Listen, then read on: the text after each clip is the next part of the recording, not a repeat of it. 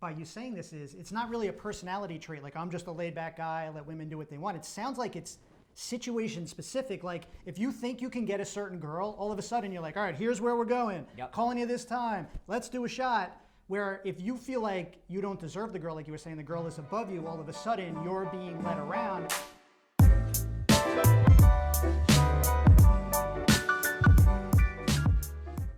Hey guys, Bobby Rio here, and I'm with my friend Chris Anderson. Some of you may know him. He goes by the name 60 online. What's up, guys? So Chris has been a friend of mine for a while, and we've also collaborated on some projects over the years. He's been a guest on numerous one of my interview series, and he's a guy to this day. I mean, literally, every time I talk to him, I learn a new nugget. He brings a unique perception, a unique perspective on dating and seduction to everything. And I wanted to get him on today to talk about 5 little known attraction killers, right? These are subtle things that guys do that can take a girl who was very hot for you and make her very cold very quickly, right? Yeah. And a lot of times I coach guys and they tell me things were going really well, and then all of a sudden I sensed that, and maybe you've had this experience yourself. You're talking to a girl, things are going well, whether it's a date, whether you met her out at a party, and all of a sudden you sense that the vibe changed, right? What happened? Why did that vibe change?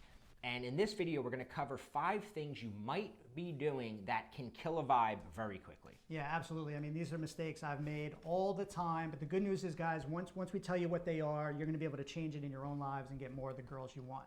So number 1, right off the bat, is talking too much. Just talking too much. And I think the reason why as guys we do this is because this is what we've been taught to believe, right? This is what we've learned for so long.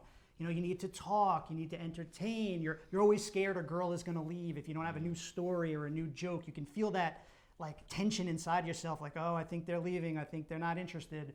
And while talking is good and being a fun, interesting person is an awesome thing to be, it's something you gotta think about. You don't wanna be that way all the time. And one thing that I learned is being social is a great observed trait from a distance. What I mean by that is, say you meet a girl you like, right? And you guys are getting along, hitting it off.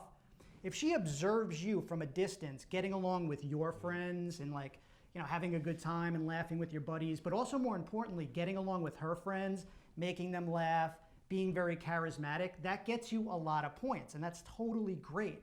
But the thing you have to remember is the one-on-one vibe between you and the girl you like, eventually you gotta progress that from social to a little bit more seductive. You don't want to keep it too social with her. So that's a mistake guys make a lot because we think social is going to get us there. We got to be seductive as well. Yeah, I made this mistake because I'm a naturally sort of introverted guy. So when I started studying this, my biggest weakness was being able to carry a conversation, right? So in my head, it was always like, if I can just talk, if I can just be interesting, if I can just be funny, things will happen, right? So that's what I worked on, and I got very good at it. But what I started to notice is I would go out to a party or a social event, I'd meet a girl, and we'd be talking, and we'd be having this great conversation.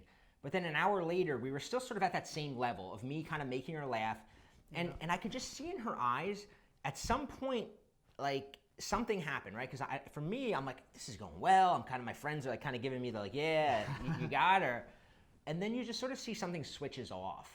And I think that subtly, sort of what Chris said is that when there's interest, right, physical attraction interest, it has to move from that social realm to seductive realm, or she's gonna kind of just look at you as like, oh, he's just a social guy, he's just a friendly guy, right? And a lot of that has to do with being willing to slow down what you're talking about, not feel the urge when a silence comes, to not have like your brain going, I got to fill that silence, I got to tell another story. You know, another saying that I have that I tell a lot of my clients is, you don't want to sell past the close, right? There's a certain point where a woman is very interested in you, and if you keep talking, you wind up selling past the close. So, yeah, I mean, the good news is, guys, you could be both social and seductive. I don't want you to put anybody in one box. I think a lot of people will be like, well, I'm a social guy, I'm a fun guy. And then some people be like, well, I'm more of a seductive guy. You want to be both. You want to be able to use both. Again, it's great being observed, being social from a distance with her friends, your friends, but you can be seductive as well. You can be both. Yeah, so I want to get into mistake number 2. Yeah, so mistake number 2, and this is a little known mistake, and maybe you've even noticed this in yourself. I call it bailing her out of the tension.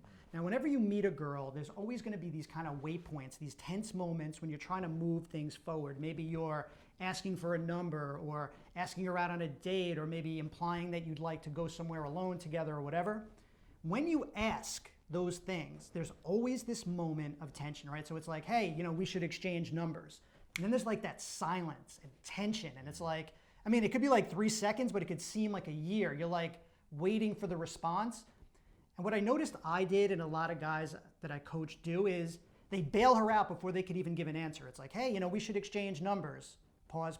But, it's okay if you don't, or you don't worry about it. Or if the girl starts to, stammer a little bit and they're not giving you what you want right away, like a number or a date, you just get nervous and blurt something out. So what I noticed is if you can hang tough during that like 2 or 3 moments of tension whenever you ask for something, a girl usually comes around to what you're asking for. And the reason they do is because it shows a lot of confidence. So if you're like, hey, we should definitely exchange numbers, pause, wait, a girl's gonna be like, yeah, sure. And it's funny as Chris is saying this, I'm realizing that it really comes largely to a unconscious feeling of being inferior, right? Because thinking about it from another perspective, it's like if you were going to call up somebody that, let's just say in a business scenario, right? You see somebody as being like above you in business, right? And you need a favor from them.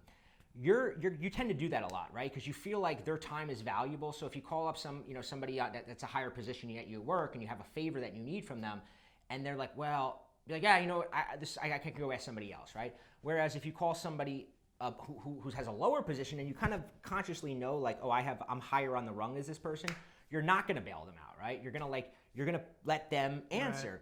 So I think the reason it's such an attraction killer to girls is because the minute they sense you bailing them out, on an unconscious level, right? She's not consciously thinking this, but on an unconscious level, she realizes in that moment that you see yourself as being below her, right? And I always say, no girl wants to be with a guy who sees himself as being below her, who puts her on a pedestal, who gives her the power in an interaction. That's so what makes it such an attraction killer. That's true. Guys, best way to think about this is when you're asking for things, right? Numbers, dates, you want to take a girl back to your place, whatever. When you ask, when I started out, I felt like the pressure was on me, right? All the pressure is on me. When you hang tight, when you ask those questions and you feel that tension and you can just relax, the pressure goes from you to her. Now, all the pressure is on her to answer you, to give you the number, to go on the date, whatever. You take the pressure off yourself. And once I kind of learned that and started doing that, you got way more numbers, way more dates, and way more good times. Yeah, so the third mistake is something that I was guilty of myself for a really long time. And as I began to coach more and more clients, I realized how many guys are guilty of this. And a lot of times the minute I say it to one of my clients, they're like, oh, you are so right, I do that, right? And what that mistake is, what that attraction killer is taking the feminine role in an interaction. And I'll give you an example, okay? Because I've told this story before, but here's an example of a date that I went on one time with a girl who back in the day, I saw her as being sort of, if I saw myself at a certain level, I did see her back then as being above me. And because of that, I kind of took the feminine characteristics. And what I mean by that is I let her choose the place that we were going to, right? I was like, oh, where do you want to go? And she's like, she named it, right? She's like, oh, why don't we go here? And I'm like, oh, cool, that's a good place, And then we get there, and she's like, so do you want to sit at the bar, or do you want a table? And I'm like, oh, whatever you want to do. And she's like, let's sit at the bar, right? And then we're at the bar, and we're hanging out, and we're drinking beer. She's like, we should do a shot. And I'm like, yeah, Just going along with it. I'm just like I was totally like a woman in the situation, right? And I look back on now, and I'm like, I'm embarrassed how I was. But what happens is a lot of times we fall into that role when it's a woman that we are very attracted to. We kind of feel like, oh, if we're agreeable with her, if we don't make any mistakes, if we do what she wants to do, if we don't put ourselves out there, because maybe in my mind, if I was the one going, hey, we should do some shots, I was worried, is she gonna think that I'm just trying to get her drunk? I would have those thoughts going through my mind, whereas that's what women want. They want the masculine guy. They want the guy who's taking control, who's leading, who's making the moves, who's making things happen. But what's interesting by you saying this is it's not really a personality trait. Like, I'm just a laid back guy, I let women do what they want. It sounds like it's situation specific. Like, if you think you can get a certain girl, all of a sudden you're like, all right, here's where we're going. Yep. Calling you this time. Let's do a shot.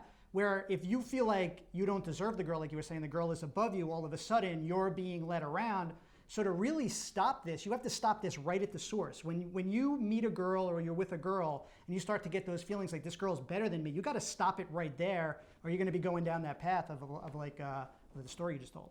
Yeah, it's true, and a lot of guys, they fall into it, and the problem is that once you fall into it, even if she's into you at first, like, and you can, maybe you're charismatic enough, you make her laugh, you're good looking enough, where you get past a couple dates, you're setting a really bad tone for the rest of the relationship, right? Because how you act in the beginning of a relationship is going to be, it's going to be hard to change. So if she's calling all the shots in the beginning, 6 months from now, she's not going to give that up. She's not giving that up, right? that power. So so Chris, you want to bring them into mistake number 4? So mistake number 4 is, I don't know if anyone's heard this one before. This is an interesting one. It's making over eager facial expressions, right? Just being really over eager. And what I mean by this is, and again, you've probably noticed yourself doing this sometimes, when you're talking to a woman you like, when everything she says, you are just so excited by, like, it's the most amazing thing you've ever heard in your life. And I used to do this all the time. So for girls, like,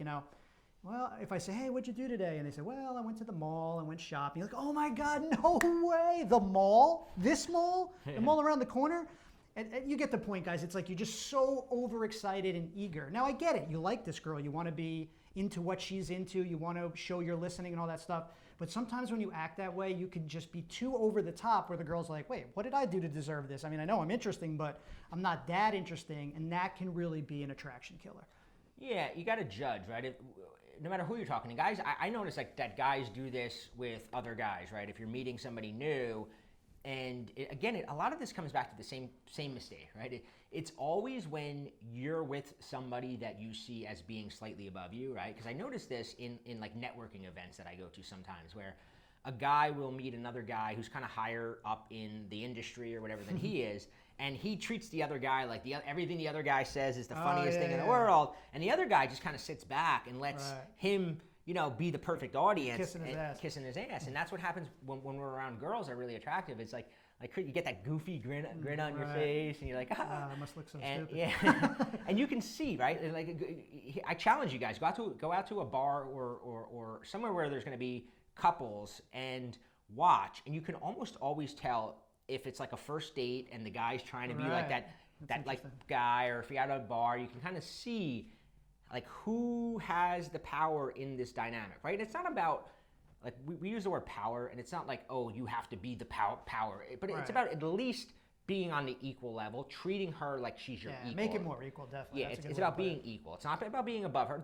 Although girls, and most girls will even admit, they want a guy who is slightly like here and they're there, right? Right, no doubt. But you want to treat her like an equal, and you're not gonna smile and goofily grin at everything some woman's saying to you. Now, if she's being funny, don't be Mr. Cool and refuse to laugh. You don't want to be a stone face. You don't want to do that. But like Chris said, if she's like, oh yeah, I have a dog. Oh, you have a dog? What is your doggy's name? It's like I see like kids like it's like when you talk to a little baby and you do like that. Oh, what is it? That's a good Guys do that with women, right? They go into that mode of like, oh, this, and I've sensed it, right? Like, and I watch it. It's like it's almost like this Jekyll and Hyde transformation you go into. You could feel your whole body start leaning in, and like you get like.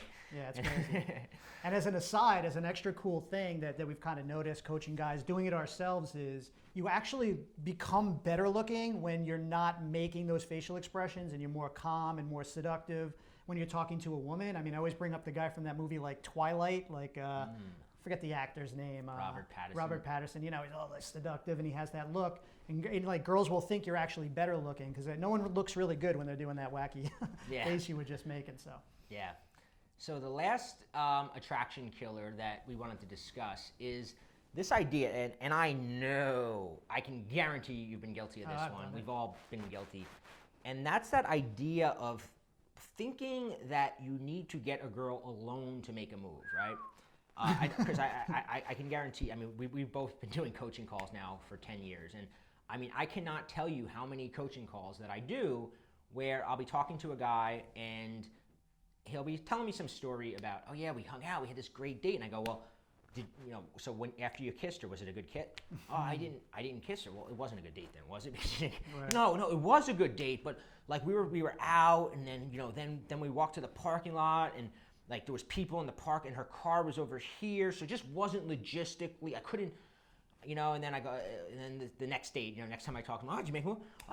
Well, this time it was going really good again. It's always something. It's always, and I go, you're at a work event, your friends are around. That used to worry me, man. Your friends are lurking in the background. Oh, look at Chris, he might be making a move. There's always a problem. Like I said, you're with people from your social circle, school, work. I could never find the right moment. I mean, like for a kiss to happen, like especially when you see in the movies, like all these ingredients, it needs to be quiet, you need to be alone, you need to be, and that just never ever happened for me.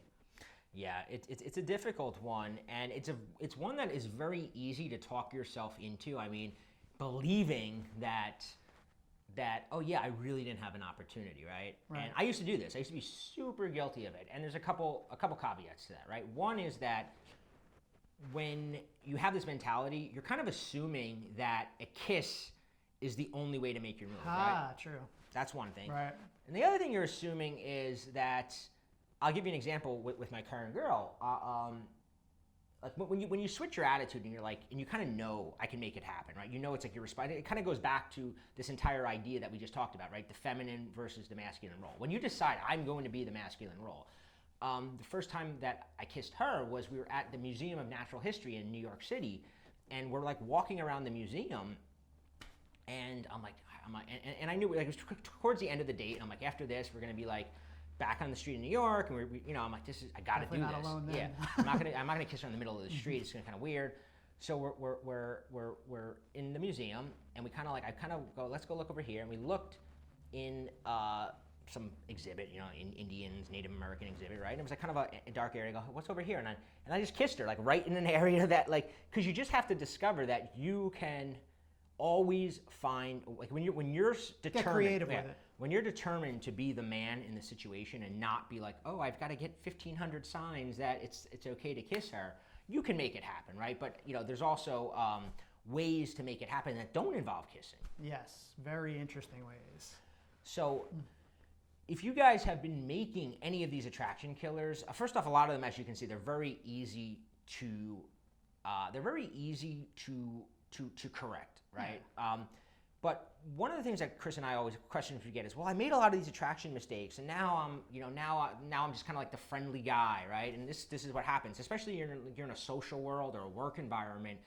And I remember back in the day, I would get a new job, right? And I'd go in, I'd be all excited because there'd be all these girls at the job, and which one am I gonna? Right. And then I would go in and I would make mistakes like this. I'm the social guy. Next thing I know, I'm just like the friendly guy at work. They all kind of liked me, but it was never that, right? So. And this is something I give Chris 100% credit for, where he kind of started telling me one time. I remember we had this conversation. It was a few years back. I was actually heard a speech that he did that blew my mind at the time.